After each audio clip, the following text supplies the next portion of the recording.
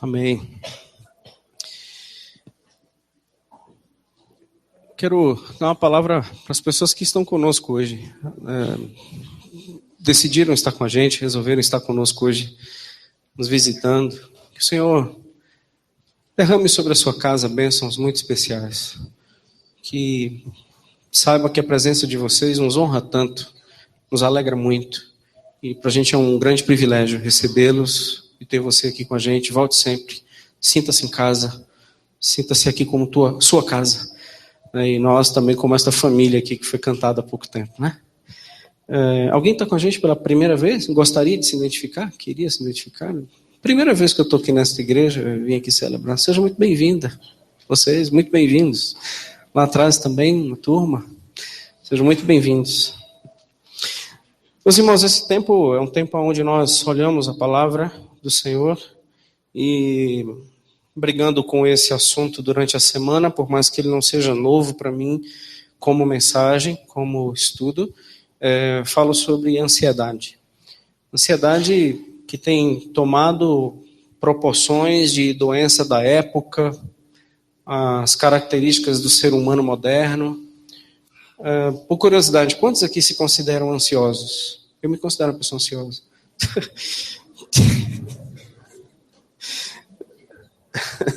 Se eu perguntar assim, quantos ficaram com vergonha de levantar a mão e é o restante, né? Quantos se consideram pessoas ansiosas?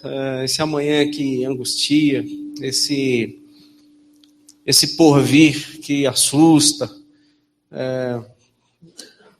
esse mundo que nos apavora. Quando é que a gente vai conseguir alguma coisa? Quando vai dar certo? Quando a gente vai morrer? Quando nós receberemos o diagnóstico? Quando a gente consegue escapar? Como é que a gente consegue lidar com essa angústia? Quando o emprego virá? Quando o emprego terminará?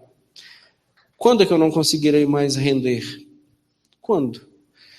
Quando é que eu vou ter condições de sustentar a minha casa para sempre? Eu terei condições de me manter de pé? Essas angústias do ser humano. Eu lembro que nós fomos seriamente influenciados por correntes filosóficas, né? Dos filósofos mais preeminentes, assim. O que falar do tal do Nietzsche, que diz que ele criou um super-humano, ele criou um super-homem. Ele disse que na sociedade, na verdade, era um bando de medíocres, né? Mas do meio desse bando de medíocres se levantavam aqueles que iriam ter sucesso. Esses são os super-homens.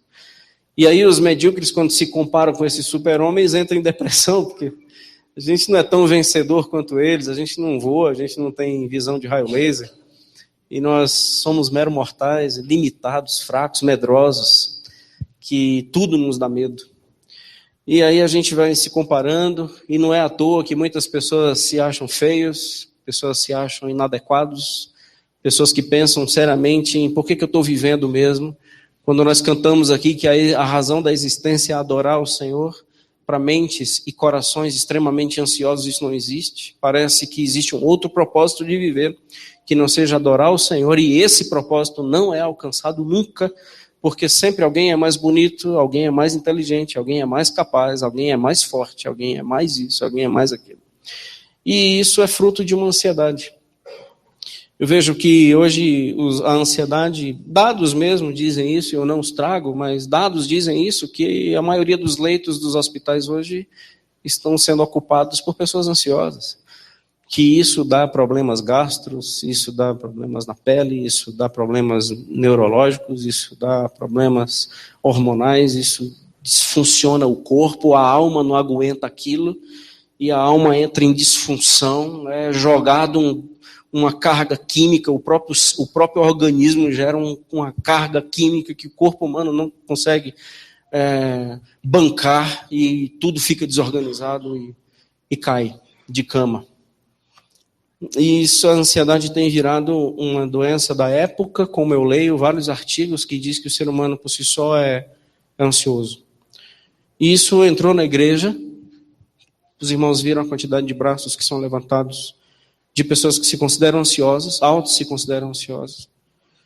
Eu piso nessa terra com muito respeito, eu também levantaria o braço, e piso nessa terra com muito cuidado, nesse assunto com muito cuidado, até porque eu conheço pessoas aqui, membros, ovelhas minhas, que lutam com ansiedade crônica.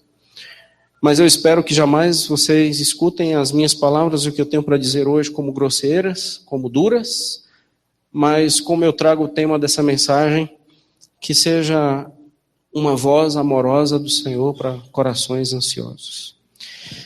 Vamos abrir nossas Bíblias em Mateus, no capítulo 6, um texto conhecido.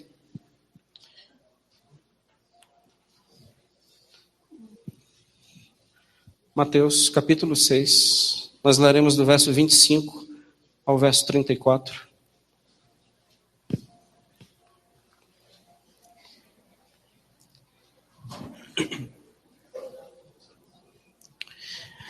Esse trecho faz parte do Sermão do Monte, conhecido como Sermão do Monte.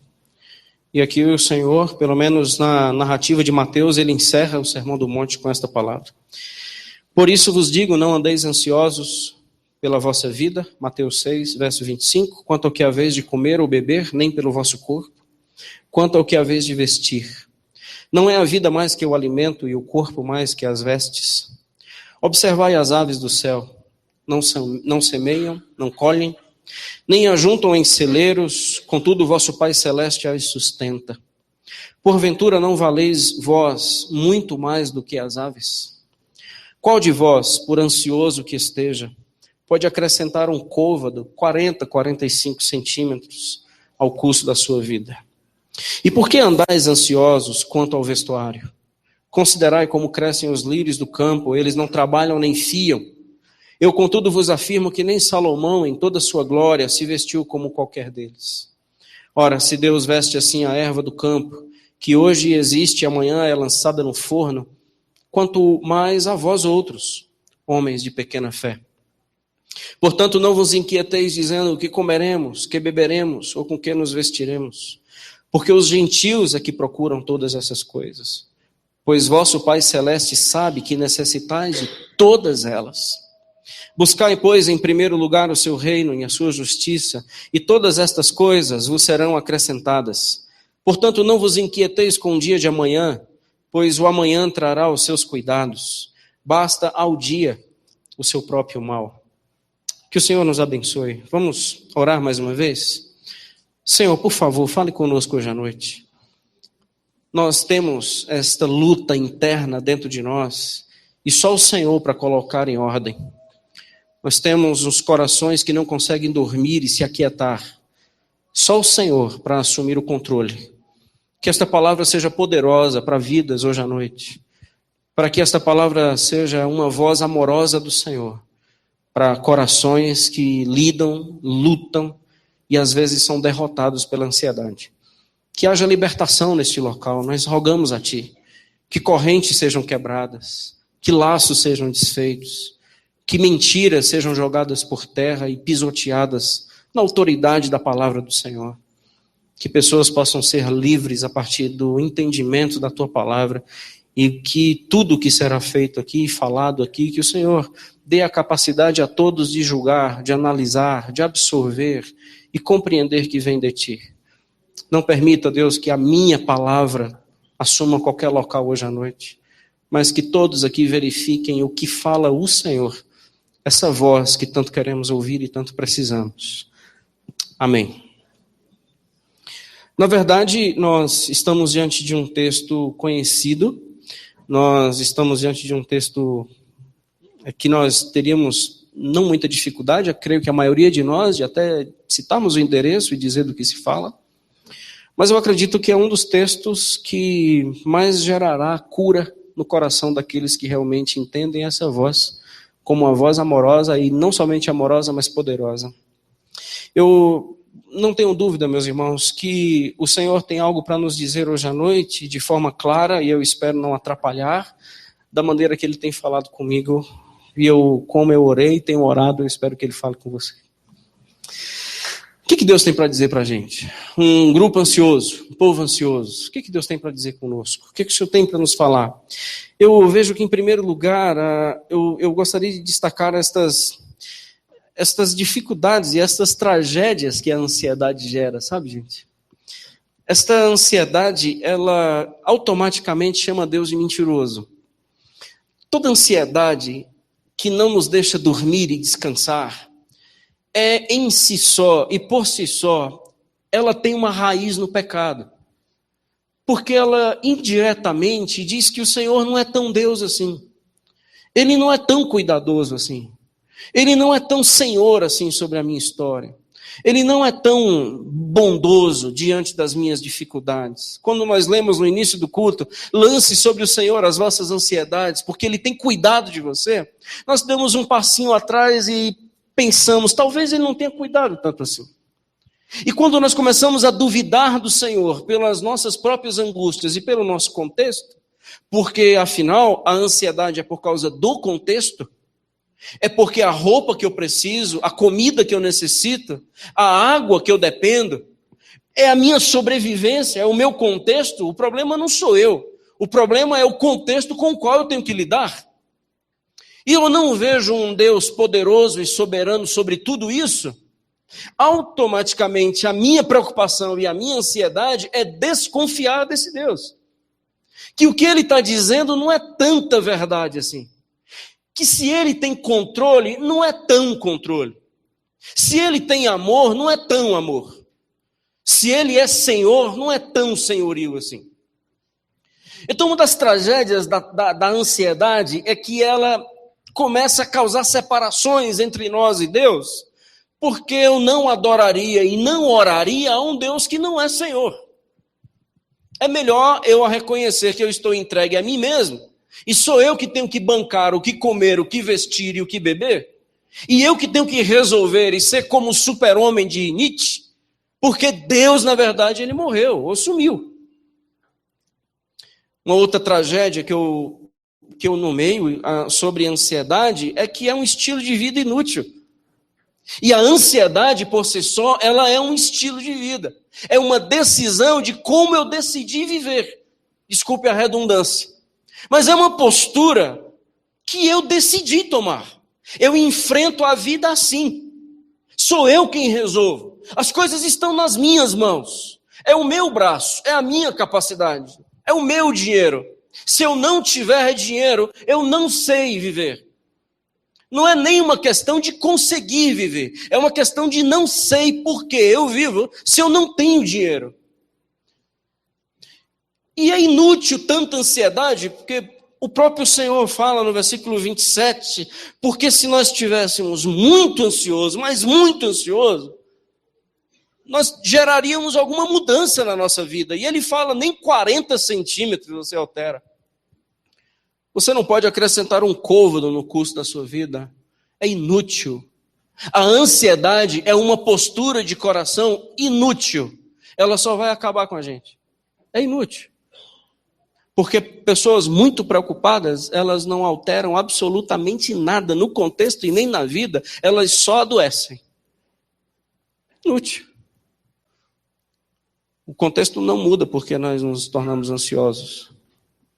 Talvez o contexto muda se nós formos homens e mulheres de oração, não ansiosos. Esse estilo de vida é um estilo de vida de incrédulo, gente. Conforme o texto fala aqui, são os gentios que procuram estas coisas, isso é, que fazem da sua vida uma busca por essas coisas, no versículo 32. Então isso aqui é um estilo de vida de gentio. Isso aqui é um estilo de vida de pessoas que não conhecem o Senhor. É um estilo de vida de gente que não crê. É um estilo de vida de pessoas que não reconhecem Deus na história. São gentios. E essas são as pessoas assim chamadas, são gentios. O meu povo não viveria assim. Quem vive assim é gentio. Então é um estilo de vida trágico. E é um estilo de vida que nos causa grandes separações entre nós e o Senhor, porque ela passa a ser pecaminosa. É um estilo de vida inútil. E ela é um estilo de vida característica de uma pessoa que não confia no Senhor. Bom, na verdade, eu não queria saber disso. E eu não queria que as coisas fossem assim nominadas, porque eu não queria que esta palavra me acusasse de alguma coisa. Mas como o Evangelho não nos trata com muito cuidado, o Evangelho não nos trata com muito carinho, o Evangelho ele tem o interesse de nos libertar, então nós aceitemos esta palavra do Senhor como verdadeira, pelo que está escrito, e assim as nossas vidas sofrerão grandes impactos de mudança. Vocês prestou atenção que a ansiedade, a outra tragédia, é que ela nos captura para ela mesma? A ansiedade rouba todos os nossos relacionamentos. A gente não consegue viver mais para ninguém. A gente só consegue ser ansioso. A gente não vê filho crescer. Nós não vemos marido precisar de algo. Nós não vemos situações acontecendo ao nosso redor. Nós não percebemos o que está acontecendo com os demais. Porque a ansiedade captura absolutamente a pessoa. A ansiedade ela é proprietária da nossa mente, a ansiedade é proprietária do nosso coração, a ansiedade é proprietária do nosso tempo. A ansiedade passa a ser o nosso dono absoluto. E nós não temos mais a condição de nos relacionar com ninguém. Tente se relacionar com uma pessoa extremamente ansiosa e você vai ter um relacionamento extremamente complicado. Porque ela olha para você, mas não vê você. Ela só vê problema. Ela só vê angústia. Ela só vê o não é possível. Ela só vê o não consigo. Ela só vê não vai dar certo. A ansiedade é um estilo de vida trágico porque ela não trabalha com o hoje, só trabalha com o amanhã. E como o amanhã ainda não chegou, não faz o hoje o que deve ser feito hoje. E sem o hoje não tem amanhã. Por isso que o texto diz, bastaria o próprio mal do dia. Porque amanhã você não sabe nem se está vivo. Aliás, dependendo do custo de vida que você vai, certamente você não estará. Porque a gente envenena a alma. Aqueles que querem garantir a vida, têm a alma envenenada. Quer preservar a vida? Você vai perdê-la. Lucas 17 fala isso. Quem quiser preservar a vida, perdê-la.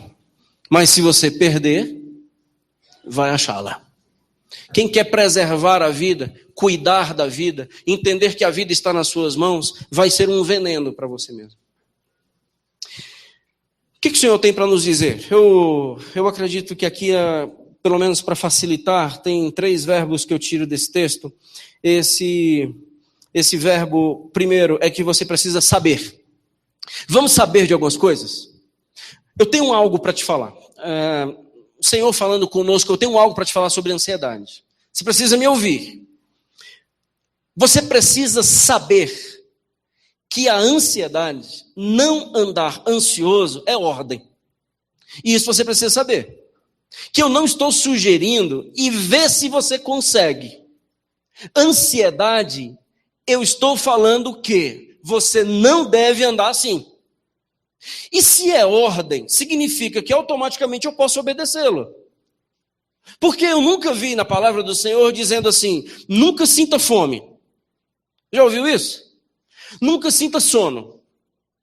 Não sofra. Não há nenhuma palavra bíblica dizendo você não sofra. Você não sinta fome. Você não sinta sede. Você não fique cansado. Você não fracasse. Você não perca. Não há uma ordem bíblica sobre isso. Mas tem dizendo, mas você não fique ansioso. Assim como você não adultere, não mate, não minta, não roube, não deseje, não inveje, não ande ansioso. Percebe que não andar ansioso está no mesmo bloco de ordens. Porque se ele está dizendo não ande ansioso, isso é ordem. É ordem. Não é uma questão de talvez.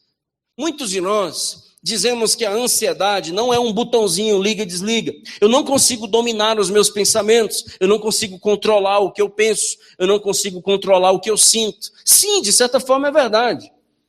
Mas por que a Bíblia fala que nós devemos pensar nas coisas lá do alto? Se eu não consigo controlar os meus pensamentos, por que Colossenses 3:2 diz que nós devemos pensar nas coisas lá do alto? Vocês foram ressuscitados com Cristo. Colossenses 3:2. Então pense nas coisas do alto. Então, é uma ordem. Pense aonde você tem que pôr a sua mente. Mas por que você só põe a sua mente no amanhã? Por que você só põe a sua mente nas suas capacidades? Por que você só põe a mente naquilo que você é capaz? Ou, certamente, naquilo que você não é capaz? Porque a vida vai dar cada tabefe na gente. E a gente vai sair como fracassado, perdedor, porque a gente não consegue bancar mesmo. E aí vem as grandes frustrações e as inadequações e as vozes malignas dizendo, por que você não se mata? Porque já que você não é um sucesso, pense nas coisas do alto. Porque se nós pensarmos nas coisas do alto e não daqui da terra, as coisas são diferentes. A gente não vai pensar no dia a dia, falo já. Mas uma coisa que eu preciso dizer em primeiro lugar, que nós precisamos saber disso. Preocupação é um estilo de vida que nós abraçamos. E você tem todo o direito de discordar. Mas leia a palavra do Senhor para você ver se não é assim. Preocupação e ansiedade é um estilo de vida que nós abraçamos. Meio que pela arrogância do ser humano em entender que é Deus. 2 Coríntios 10:45. Esse texto é extraordinário porque diz que as nossas armas da nossa milícia não são carnais. 2 Coríntios 10:4 e 5. Mas poderosas em Deus para anular sofismas e levar a nossa mentalidade cativa à obediência de Cristo. Levar a nossa mente cativa. E o que é sofisma? Sofisma é uma mentira em forma de verdade que derruba a pessoa. Então, a palavra do Senhor em Coríntios, 2 Coríntios, capítulo 10, verso 4 e verso 5, diz que as nossas armas elas não são carnais, mas elas são poderosas em Deus para anular mentiras que vêm na nossa mente. E vai pegar a nossa mente e vai levar capturada a obediência de Cristo. Então a nossa mente é plenamente vulnerável, entre aspas, às ações poderosas do Evangelho e do Senhor em nossas vidas. O caso é em que eu tenho pensado. Por que Filipenses 4, versículo 8 diz, finalmente, irmãos, tudo que seja, vem a listinha, tudo que seja puro, tudo que seja amável, tudo que seja de boa fama, se alguma virtude há, se algum louvor existe, seja isso que ocupe o vosso pensamento. E por que os meus pensamentos não são ocupados por essas coisas? Versículo 8 de capítulo 4 de Filipenses, isso não acontece comigo. Porque isso é uma decisão, irmãos. Finalmente, irmãos, tudo que seja puro, amável, de boa fama, se algum louvor há, se alguma virtude existe, seja isso que ocupe o vosso pensamento. O caso é em que você pensa o dia todo. E Filipenses 2:2 diz, pense nas coisas lá do alto.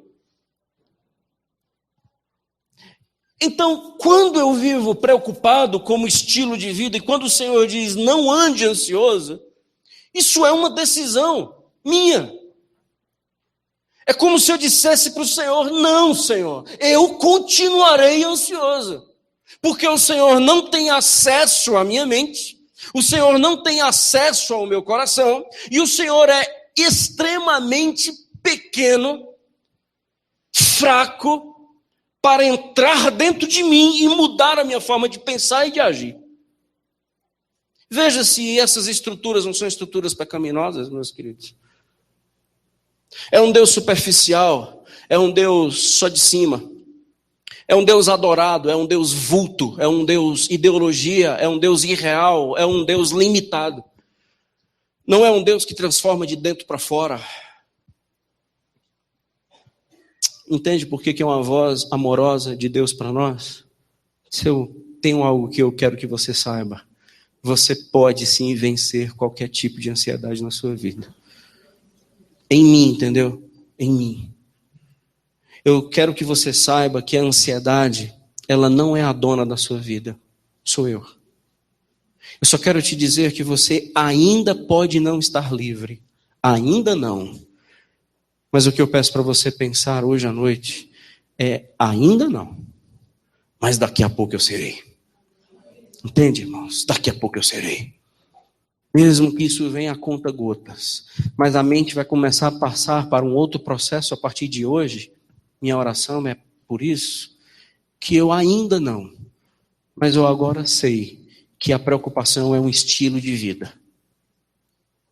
Que virou crônico. Que virou clínico. Que agora tem que tomar droga. Que agora tem que tomar agora medicações. Mas tudo começou, irmãos, por uma postura inadequada diante de um Deus vivo. Entendem? Só por isso? Não, gente, eu não tenho como falar todas as possibilidades da ansiedade hoje. Pode ser, de fato, hormonal. Pode ser uma disfunções químicas dentro de você mesmo, que aí passa a ser clínico. Eu não tenho como discutir e discorrer sobre as várias alternativas aqui da ansiedade. Eu falo sobre essa ansiedade desse texto. Quando ele diz, pessoas estão ansiosas sobre a sua sobrevivência nesse mundo. Eu quero dizer que você é problema meu. É isso que Deus quer dizer nesse texto. O que eu quero que você saiba? É que você, meu irmão, minha irmã, é problema de Deus. Você é problema dele. Você passa a ser dele. Você passa a ser exclusivamente dele. Isso não vai depender do seu nível de fé, entendeu? Homens de pequena fé. Ele diz isso no texto, no final do versículo 30. Porque eu sei que a sua fé não é capaz de atingir esse nível. E mesmo sendo homens pequenos, eu quero que você saiba. Porque a vitória na sua vida não está condicionada ao tamanho da sua fé. Está condicionado do tamanho do meu amor por você. Eu cuido de você. E isso eu quero que você saiba. Preocupação é como um estilo de vida. Eu me lembro de uma missionária, eu contarei de novo esse exemplo, dessa missionária que foi incumbida de levar algumas bagagens, muita coisa para a sua tribo, aonde ela vivia na África alguns anos atrás, e ela pegou um avião naquela época muito precário, e saiu Brasil-África, e só que lá na África ela pegava mais uns 2 voos, e nos aeroportos do interior africano, há vários anos atrás, era pior do que as rodoviárias que a gente tem hoje no sertão. Então tem alguns aviões e não tem sala de espera, não tem nada disso. Então descia de um avião, ela tirou a bagagem do avião, isso foi verdade, tirou a bagagem do avião, ela tirou a sua própria bagagem. E aí avisaram assim, quem vai para o canto fulano de tal, o avião está saindo lá, ó. Aí ela saiu acenando, parece filme, entrou e não deu tempo de pôr a bagagem no avião agora que ela ia. E o avião decolou e ela ficou pela janela olhando a bagagem, ficando na pista.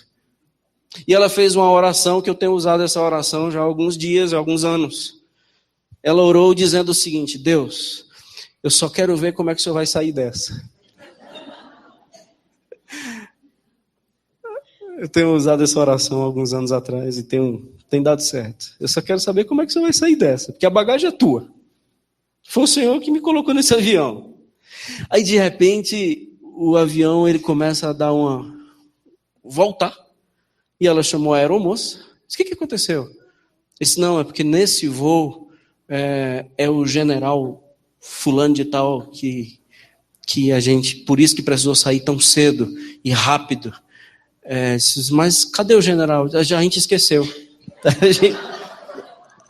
A gente voltou para pegar o general. Militar não sei das contas. Deus sempre sai dessa. Deus sempre sai dessa. Não é você que faz avião voltar. As suas bagagens que ficou lá atrás, as coisas que você entendeu que são tão valiosas que ficaram pelas estradas, Deus sabe sair dessa. Talvez você não saiba como sair, mas Deus sabe. Saiba disso. Deus sempre sai dessa. O que eu faço com o que ficou lá atrás, Senhor? O que eu faço com a bagagem que ficou lá atrás e eu alcei e vou? Olha onde eu vim parar. Saiba que pássaros são submissos ao Senhor. E o que dizer avião? Vamos observar algumas coisas diante disso. E o Senhor leva a gente para dar um passeio no parque. O Senhor não leva a gente para abrir Bíblia, entendeu? Eu acho legal algumas pessoas que quando a gente vai compartilhar algumas lutas, abrem logo em algum salmo e lê um salmo para a pessoa. Como se a gente fosse uma máquina que enfia uma chave do Salmo 91 ou do Salmo 23 e regula. E aí a gente sai dali bem reguladinho, porque a gente ouviu o Salmo 23. E o Salmo 23 não funciona. E o Salmo 91 não funciona. E o Salmo outro não funciona. E a Bíblia não está funcionando. Aí Deus, ele diz assim, fecha, meu filho, fecha. Pode fechar a Bíblia, fecha. Vamos dar uma volta ali no parque. No parque, diz, vamos lá no parque. Aí quando a gente vai para o parque, eu disse, tá vendo aqueles passarinhos? Fecha a Bíblia, você trouxe a Bíblia, filho. Aí fecha a Bíblia, você dá uma olhada em passarinho. Pensa, cara. A ansiedade roubou de você a capacidade de pensar. Você não raciocina mais. Você foi capturado pela ansiedade a um tal nível que você não consegue mais pensar. Você sabe agora, então vamos dar um passeio no parque, porque agora você vai ter uma aula mais lúdica. Vamos olhar passarinho. E a pergunta que eu faço para você é, dá uma olhada nos passarinhos, porque os passarinhos não têm a mesma dinâmica de sobrevivência que você tem, que é plantar, espera, nasce e colhe. Os passarinhos não semeiam, os passarinhos não plantam. Os pássaros não têm celeiros, os pássaros não guardam comida para amanhã. A pergunta que eu faço para você, ansioso, é: quem cuida deles? Se essa é a resposta, então por que você está ansioso? Percebe que a ansiedade tira de nós a capacidade do raciocínio. Nós não nos tornamos mais pessoas inteligentes, gente. E essa falta de inteligência faz com que a gente não viva o hoje como deveria ser vivido. Porque a gente só quer viver amanhã, amanhã, amanhã, amanhã, amanhã. E o amanhã ainda não chegou. E você ainda não está no amanhã. E você não tem absoluta condição de resolver nada amanhã. Agora, o hoje você não faz. Enquanto você deveria abraçar, você não abraça. Beijar, você não beija. Pedir perdão, você não pede. Fazer o bem, você não faz. Ser bênção, você não é. Servir, você não serve. Então a sua vida hoje, ela é extremamente sem futuro, porque você só está vivendo um futuro que ainda não chegou. E quem vive um futuro que ainda não chegou, não vive hoje. E sem hoje não tem amanhã. Então você está morto. E isso é o que a ansiedade nos pega pelo pé, nos leva à lona e pisa na cabeça. E nos neutraliza absolutamente. Vem um rei dos reis e o senhor dos senhores a nos falar o seguinte: olhe para aves do céu, e eu quero dizer que você é muito mais valioso do que qualquer tipo de ave. Porque se eu cuido de aves, que amanhã, uma hora dessa, todas estão dormindo nas suas árvores, e eles não têm o que comer amanhã. E quando nós somos ainda sensíveis para ouvir cantos de passarinhos, mesmo no setoró, a gente percebe que aqueles passarinhos louvam, porque eles sabem que naquele dia Deus proverá.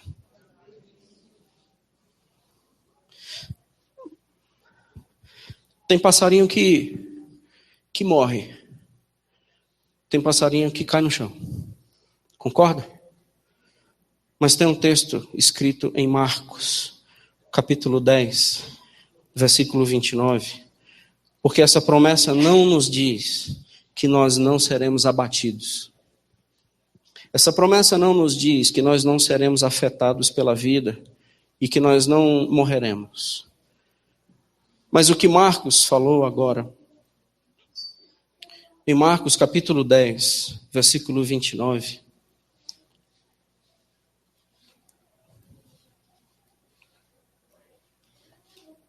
desculpe, gente, Mateus 10, verso 29.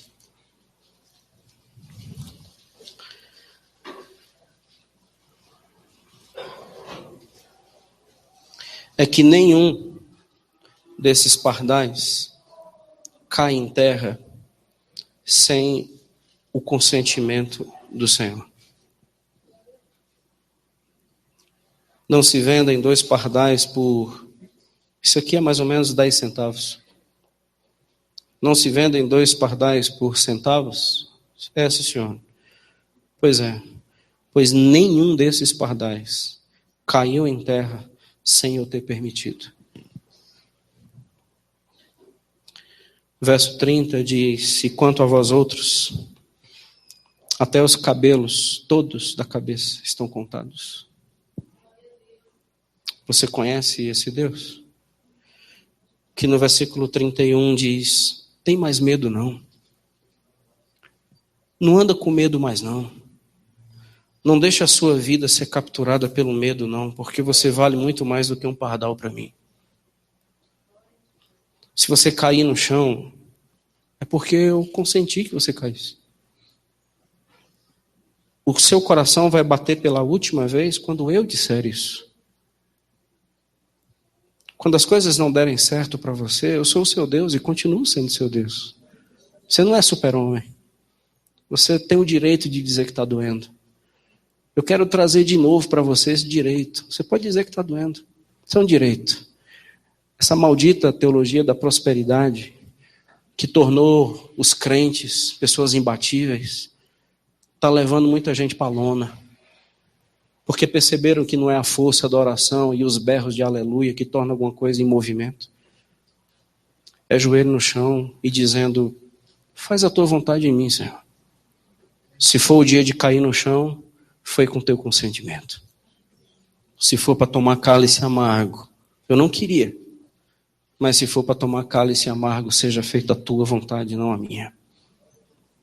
Você precisa observar que lírios não passaram muito tempo trabalhando, fabricando suas próprias roupas. Percebe que o Senhor usou 2 figuras de linguagem de trabalhadores braçais. Um que trabalha no campo, semeando e sustentando. Ele está dizendo, os passarinhos não fazem isso. E os lírios, no versículo 28, diz, bom, os lírios eles não trabalham em máquinas de costura, fazendo roupas para si. Quem os veste? E eu vos digo que nem Salomão, o rei, se vestiu igual a esses lírios. Quem os veste? Em tudo, quem vai cuidar de você? Observe. E em terceiro e último lugar, confie. Saiba, observe, confie. Pode repetir comigo?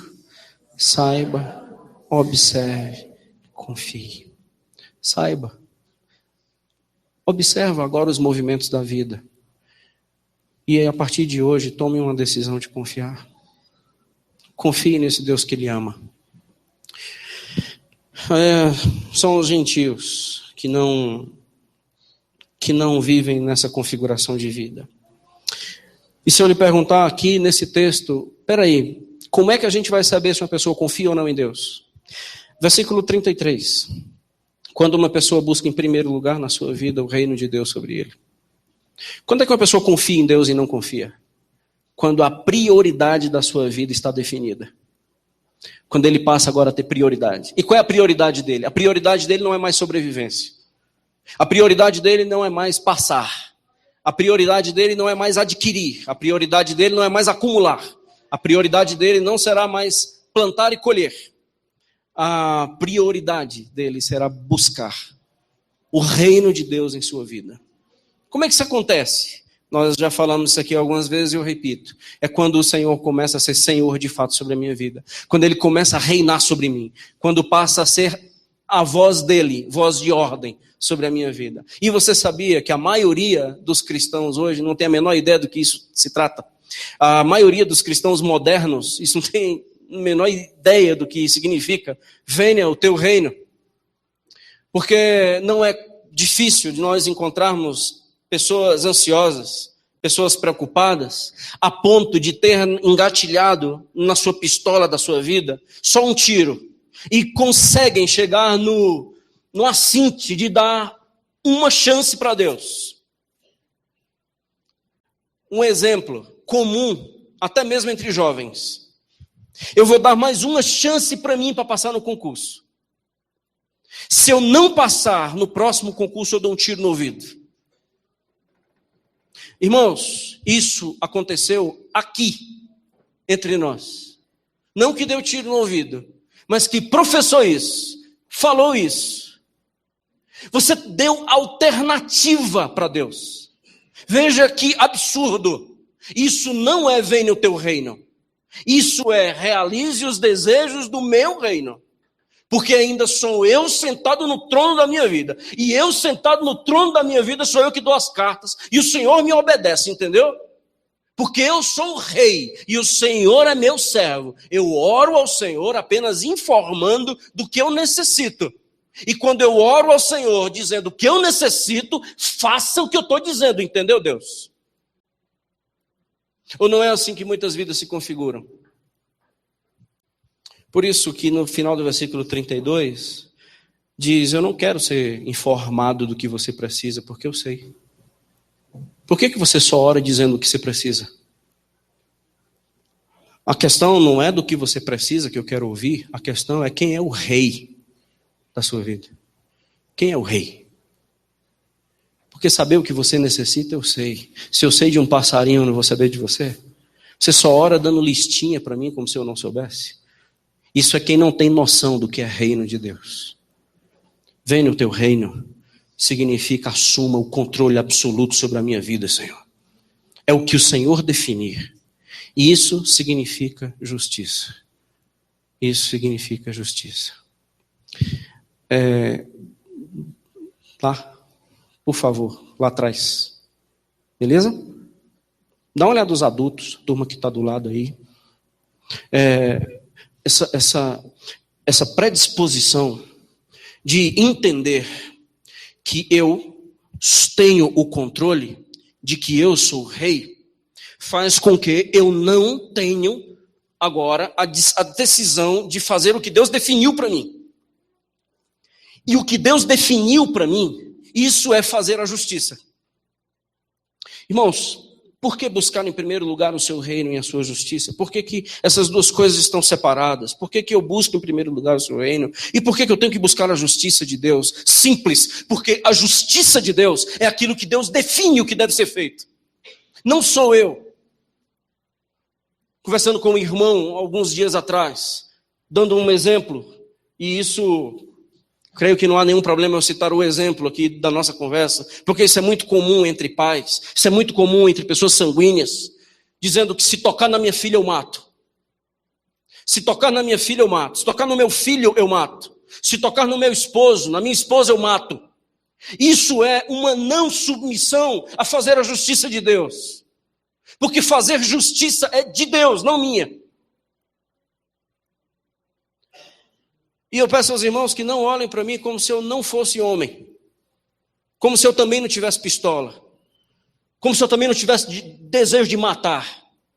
Como se eu também não tivesse qualquer tipo de sangue diferente do seu. Como se você fosse mais macho que eu. Como se você fosse mais pai que eu, mais homem que eu. O caso é que nós não nos submetemos a fazer o que Deus definiu que deve ser feito. É inimigo? É inimigo, então ame. Por quê? Porque eu estou mandando você amar. Porque quem vai assumir o controle sobre a sua vida sou eu, não mais você. Por mais que lhe peça perdão pelos erros que cometeram, você vai ter que perdoar 7 vezes no mesmo dia o mesmo pecado. Por quê? Porque o reino de Deus chegou. A partir de hoje, quem vai reinar no seu coração sou eu. Se o seu inimigo tiver sede, você dá água. Não informe a ninguém que ele está com sede, você dá água. Se o seu inimigo tiver com fome, você dá pão. Eu não quero essa vida para mim. Então se despeça do evangelho e pegue seu rumo. Porque o evangelho é o reino de Deus chegou. Ninguém é abençoado, meus irmãos. Não existe bênção para rebeldes. Não existe bênção para pessoas que diz, venha o teu reino, mas seja feita a minha justiça. Não existe mão de Deus na vida dessas pessoas. Não existe bênção para esse tipo de gente. E todos nós somos tentados a ser esse tipo de gente. Por isso que a ansiedade toma conta da gente e nos leva para a lona. Porque se Deus disser, deixa os teus inimigos comigo, mas se você entender que você faz justiça e não Deus, então vai lá e dá um tiro. Você vai ajudar demais a situação. E já ouvimos isso aqui de vários homens. Eu já ouvi como pastor isso aqui de vários homens. De que, estou aqui quieto, né? Estou quieto, mas mexe para ver. Então eu sou um problema em pessoa. Então a minha submissão à justiça de Deus é teórica, porque na prática eu não serei. Isso faz sentido? Por isso que nós adoecemos. Porque o reino de Deus ainda não assumiu todos os lugares do nosso coração.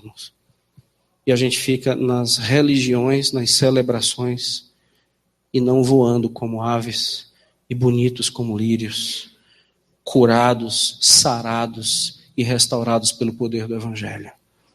Por isso que nós vivemos ansiosos, as nossas pistolas carregadas, o nosso olhar já buscando quem será a nossa vítima. Mas a gente tirou o olhar do Senhor, que nos ama e que é poderoso. Por isso que quando os nossos filhos vão para algum lugar, o nosso coração sai pela boca até eles chegarem. Por quê? Porque a gente tem a certeza de que quem cuida deles sou eu. Você vai morrer. Falando hoje para o encontro de pais e adolescentes aqui na igreja, que muitos não vieram, deveria ter vindo. É mentira quando você fala para o seu filho que você estará com ele todos os dias. Quem disse isso, é só um que é capaz de dizer isso. Mentira. Eu sempre serei sua mamãe, sempre serei seu papai. Você não pode contar com ninguém, mas conte comigo. Mentira. Ele vai ter que contar com muitos além de você. Porque você não é Deus. Eu sempre cuidarei, eu sempre estarei do seu lado. Como? Se você não tem certeza nem se está vivo amanhã.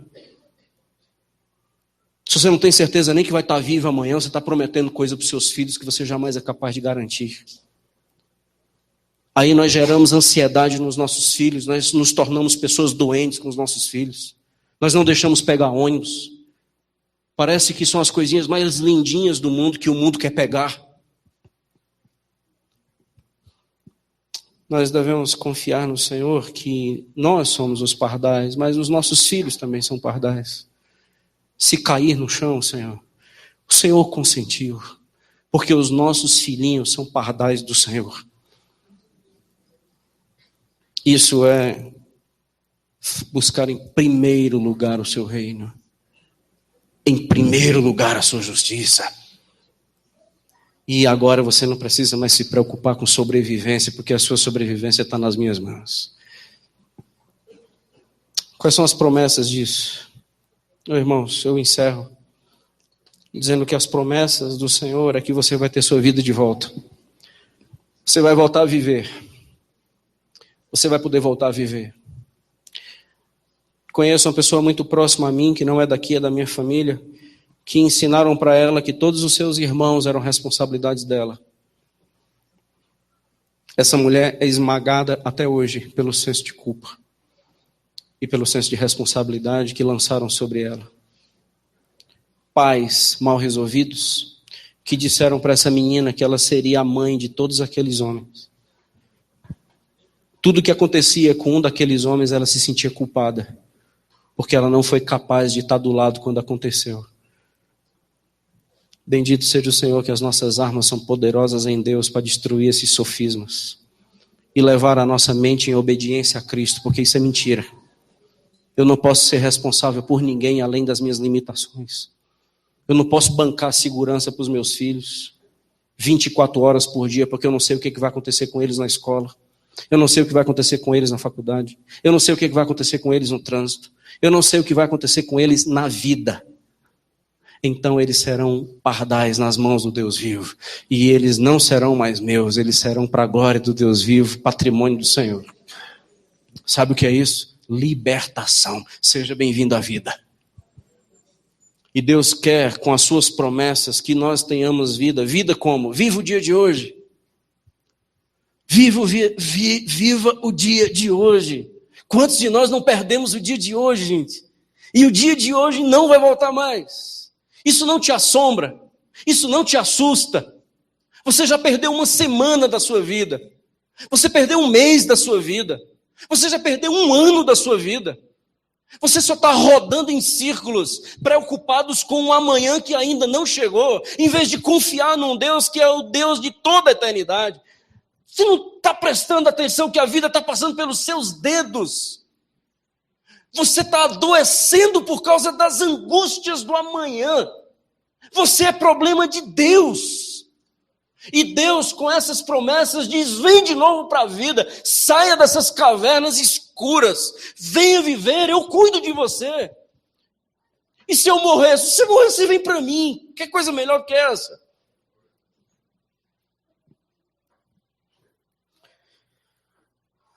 Dias fáceis? Não. Eu não prometo dia fácil. Basta ao dia o seu próprio mal. Então não é dia fácil. Porque a cada dia vai ser lutas que nós vamos travar, mas nunca mais sozinhos. Nunca mais bancando as vitórias, nunca mais garantindo sucesso e triunfo. A gente vai ter direito de novo de chorar. A gente vai ter direito de dizer que está doendo mais uma vez. A gente vai ter o direito de chegar diante do Senhor e dizer assim: Deus, eu errei. A gente vai ter direito de chegar diante do Senhor e dizer: Deus, eu não consegui. Deus, morreu. Senhor, deu tudo errado, mas eu estou aqui de novo aos teus pés. A gente vai ter o direito de voltar a esse campo de ser humano, ser gente, não nos estar mais nos comparando com os grandes vencedores e os grandes super-homens. A gente vai ser nós mesmos. Passamos, louvado seja o Senhor. Não passamos, louvado seja o Senhor. Quem sabe hoje seja um dia de você entregar os seus aves nas mãos do Senhor. Quem sabe hoje seja o dia de você entregar o seu coração ansioso nas mãos do Senhor. A outra promessa que ele diz é que você vai ter tudo o que você precisa. Tudo o que você necessitará, eu darei para você. Dentro da dinâmica do planta-colhe, entendeu? Porque aqui no texto diz: as aves não são como nós, eles não plantam e nem colhem. Então significa que existe uma dinâmica da nossa sobrevivência. Volta a plantar. Agora volta a plantar sementes que dá pão. Você só está plantando sementes de angústia. Que tipo de semente é essa que você está lançando no chão? Você só está plantando semente de ódio. Só está plantando sementes de indiferença. Planta semente que dá pão. Espere em mim e você vai ver o fruto do seu trabalho. Volta a plantar. Volta para a lavoura. Volta para o campo. Sai desse ciclo maldito. Sai desses sofismas malignos. Busque em primeiro lugar na sua vida, a partir de hoje, o meu reino. A minha justiça. A sua justiça é trapo de imundície. A sua justiça é trapo imundo para mim. Busque a minha. E você encontrará paz no seu coração. Paz. Humilhai-vos, portanto. 1 Pedro 5, 6 e 7, o texto que nós lemos no início do culto. Humilhai-vos, portanto, sobre a poderosa mão de Deus, para que ele em tempo oportuno vos exalte, lançando sobre ele toda vossa ansiedade, porque ele tem cuidado de nós. Amém? Existe um cântico que diz: não tome sobre você nenhum cuidado qualquer que seja, porque somente um, seria muito para ti. Vamos terminar este culto cantando essa canção? Deus, ele usa o nosso lábio para falar com a gente. Entendeu? Esse cântico não somos nós cantando. Esse cântico é Deus falando. Dizendo: não tome sobre você um só cuidado, qualquer que seja. Porque somente um vai te esmagar. É meu, somente meu. Todo trabalho. E o teu trabalho é descansar em mim. Vamos cantar essa canção e que Deus fale ao nosso coração e que nos dê paz e que nos livre desta doença, desta época que capturou muitos crentes, muitos homens, muitas mulheres. Quem sabe hoje seja a noite do pai de família voltar para casa. Quem sabe hoje seja a noite da esposa voltar para casa, dos filhos reencontrarem as suas mães, das mães reencontrarem as suas filhas, os seus filhos. A ansiedade não roubou os relacionamentos. Deus pode restaurar hoje à noite grandes coisas. Quem sabe hoje a gente vai voltar a abraçar, a beijar e a voltar para a vida. As preocupações nós lançaremos diante do Senhor. Vamos orar? Se você quiser e puder, vamos ficar em pé, mudarmos de posição e orarmos ao nosso Deus. Deus nos perdoe. Nós encerramos esse culto pedindo perdão ao Senhor. Por querermos ser Deus. Por querermos bancar a vida. Por querermos cuidar de filho. De uma maneira que só o Senhor quer poder te cuidar. Nos perdoe porque a arrogância tomou conta de nós e nos levou para a lona. Porque nós queríamos controlar o amanhã, controlar o mundo, controlar o contexto. Nos perdoe, Senhor. Porque em muitos de nós o diabo ele teve vitórias. Mas hoje a tua palavra diz que quando nós confessamos e deixamos, nós encontramos misericórdia. E bendito seja o Senhor que hoje à noite pode ser uma noite de cura. Uma noite onde a voz amorosa do Senhor foi ouvida por corações que estão dilacerados pela ansiedade.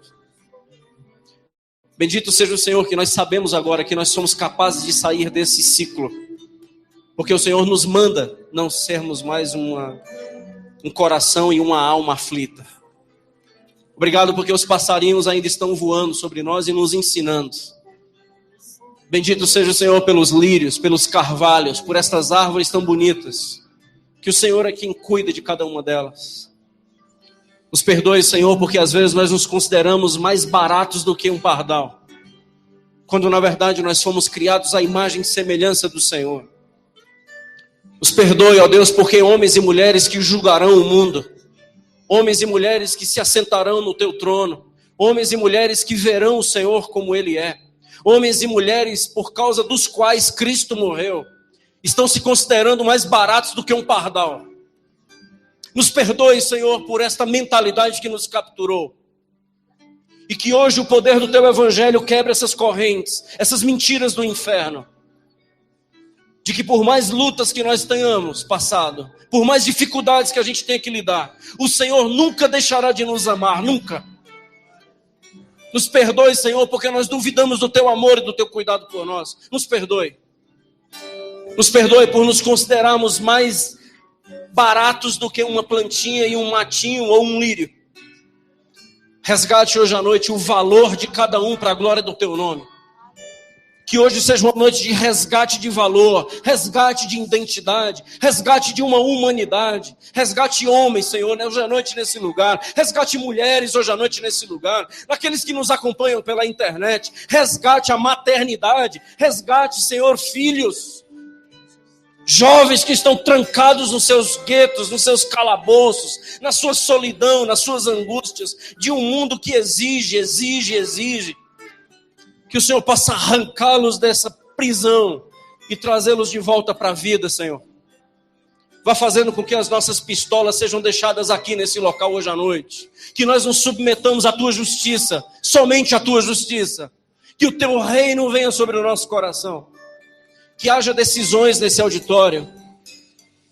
Que passe de ser uma reza que venha sobre nós o Teu reino, mas que passe a ser todo significado para todos nós. Deus, aqueles que tomarão decisões hoje à noite, que o Senhor os abençoe. Aqueles que já tomaram decisões hoje, que o Senhor os honre. Que seja destronado esse eu maldito, para que o Senhor venha, assuma o Teu trono e que venha o Teu reino sobre nós. Obrigado, Deus, porque o Senhor cuida da gente. Essa semana que se inicia, o Senhor continuará cuidando da gente. Essa noite, o Senhor cuidará da gente e, além disso, trabalhará por nós. Gere no Teu povo, Deus, sono, descanso. Leve as águas tranquilas. Conduza o Teu povo a pastos verdejantes. Oh, Deus, refrigera a alma. Refrigera a alma, Senhor, do Teu rebanho, das Tuas ovelhas. Refrigera a nossa alma. Cuide de mim, Deus. Cuide de nós. Para que entendamos que só Tu és Deus.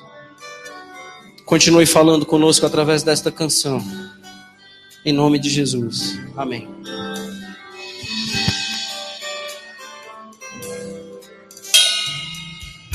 Não tenha sobre ti um só cuidado, qualquer que seja,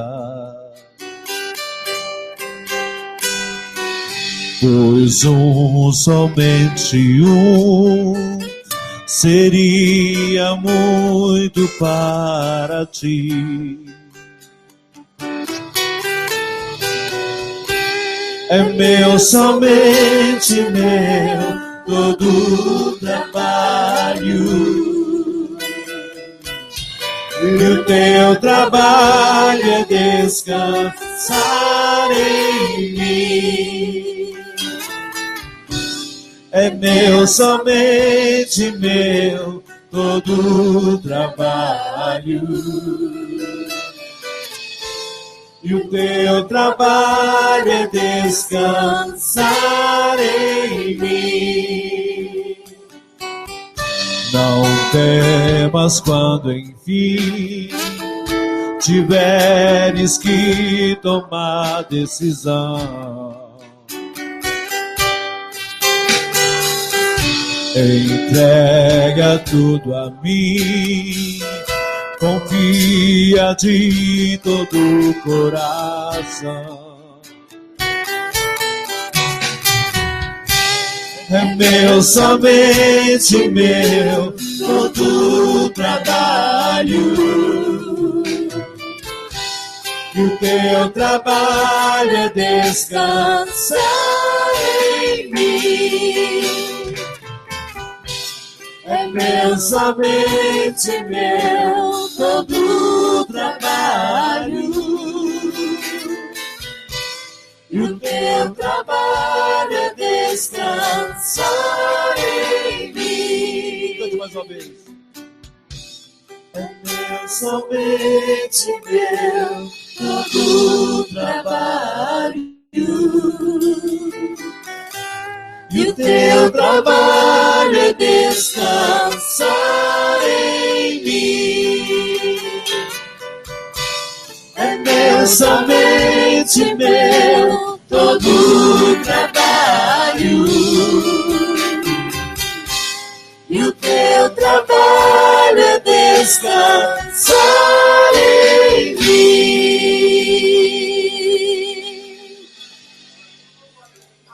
Louvado seja Deus. Que todos tenham uma semana abençoada. Está encerrado o nosso culto essa noite.